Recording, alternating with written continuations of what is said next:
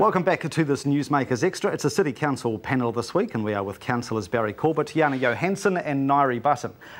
Just to add cycling into the mix of transport, of course we've had this media-pumped storm in Christchurch in the last few weeks, apropos Richard Freeman.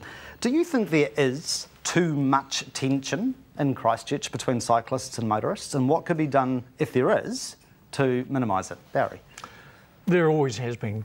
And I think there was a great story in the paper the other day about a 1908 cycling exhibition race, and quite a few of them were arrested for disturbing the public or something like that. So I thought that was quite funny. It doesn't change, does it? I mean, all the stories that we have, you know, happened years and years and years ago as well. There is always going to be trouble between cyclists and motorists because you have stupid motorists and you have stupid cyclists. If we all obeyed the laws, both cyclists and motorists, everybody would be getting on together well. But they don't, and we don't, and that's why there'll always be tension. So let's be honest, it's human nature. If a cyclist comes hurtling up your inside and goes through a red light, you'll be annoyed with him. And if you open your door and before you're looking, the cyclist will be annoyed with you. So it's always going to be there. Do you think two abreast cycling is realistic in a city like Christchurch where there are increasing demands on the one road? Or should two abreast cycling be disbanded?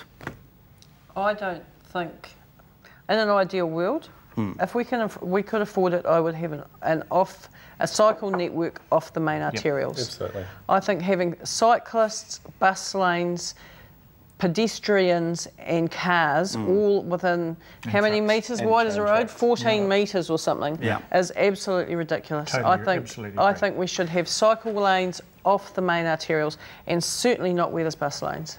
Is it feasible to have such a network funded? It's possible. It is possible.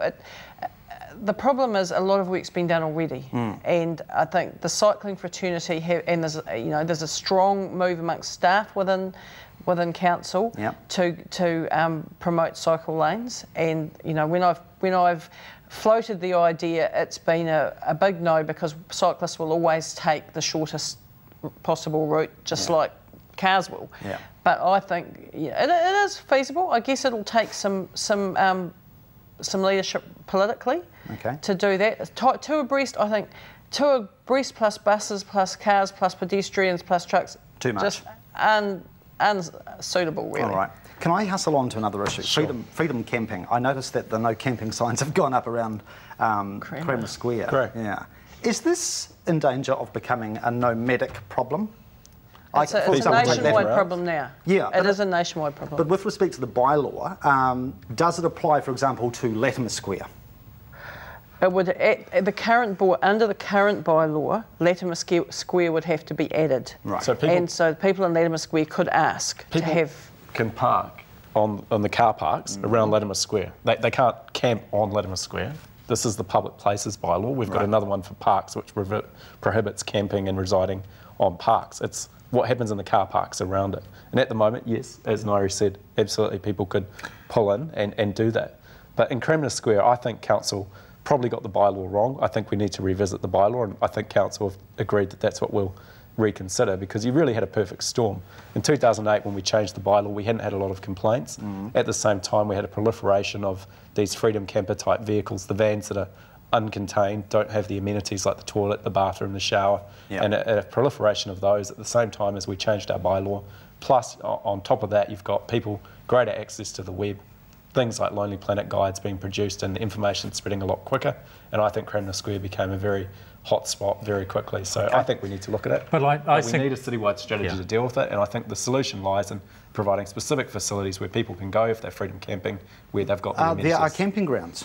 Why don't they go there? That is one of the problems, and the freedom camping is, hey, I ain't going to pay to camp. It's the cheapskate factor, exactly. Isn't it? So what we've got to do is come up with an area that not only should councils, central government pay for, but also those people that hire out freedom camper vans. They should put money in from their pockets as well, because they are causing the problem. Whereas with camping grounds, you've got Maui campers and all those types of ones, they don't cause the problem because they're all self-contained. It's the wicked vans and the others, which I think are great, but what they should do is the people that promote them should come in with council, sit down, have a dialogue, work out an area that we can do, and they can help pay for it. Sure. But there needs to be a clear strategy, Mike, and at the moment there has been no clear strategy. There's been no long-term planning or looking at the issue, and that's what councils agreed to do last week, and that is something that we need to do urgently before Rugby World Cup. Gotcha. So just to clarify, at the moment, in Cranmer Square, you can't camp and you can't park overnight, is that right? You can't reside and you can't camp. You can park your car. Right. But you can't sleep in it. Right, so you can't stay in your car overnight. No. Right. At Latimer Square, you can't camp on the square, but can you sleep in your car overnight? Yes. Currently you can, but if it was a problem, local people could ask, come to us, or we could add it to the list. Right. In the end, freedom camping, I think, will be banned right across the whole of New Zealand. Yeah. Because it's a nationwide problem. It's an environmental issue outside of the main centres where people are camping in rest areas and fouling around the rest areas, and so it's quite a serious issue, and it needs to be a clear message that's sent from Tourism New Zealand to the rest of the world. When they look up the website, they're coming to New Zealand, it needs to be said you can't freedom camp. Okay. With respect, though, I disagree with that. I think that New Zealand is the ideal country for having freedom campers, for people to lie there, as long as they're responsible and take their own rubbish with them. Still have to go to and the as toilet, long Barry. as people, yeah, I know, but there are areas you can actually buy these compostable toilets that you can get, very cheap. And no, these are ones that are chemical and they don't cause major problems. And so you can do that. And councils and the people that promote freedom camping should provide a network of places along the country where you can put your remains from your Hurunui have done that. As you turn into Hamley, just go over the bridge on the right there, there's a place that camper vans can go. Right. And I think they've got a dumping station and things there. Okay. Basic amenities. I've got about 30 seconds before we have to go to the break. Just a very quick yes or no on what Wellington City is proposing with making the liquor ban city-wide. The police in Wellington support that proposal. In fact, they've urged the council to take that course of action should Christchurch. Would you take it citywide? Yeah, I've got no worries because the idea that it's going to cause problems for people having a wine and a picnic is ridiculous. The police have the authority, through the way the bylaw is written, to actually come down on the hoons, not on the nice little mum and dad and 4 kids having a quiet party. There's that discretion. Yeah. Very quickly, would you Absolutely, be in favour? Yes, I do. We tried to do it at bylaw time, but we're told there wasn't a nuisance, so we couldn't. But absolutely, fully support that. No. Yes or no? No, completely unenforceable. And when the police can't enforce something, it becomes a joke, and it's very impractical for us to put signs up on every corner saying there's an alcohol ban. What we should be regulating for is people being drunk in public and actually deal with the behaviour rather than the actual activity. All right, we'll take a break. More shortly, do stay with us.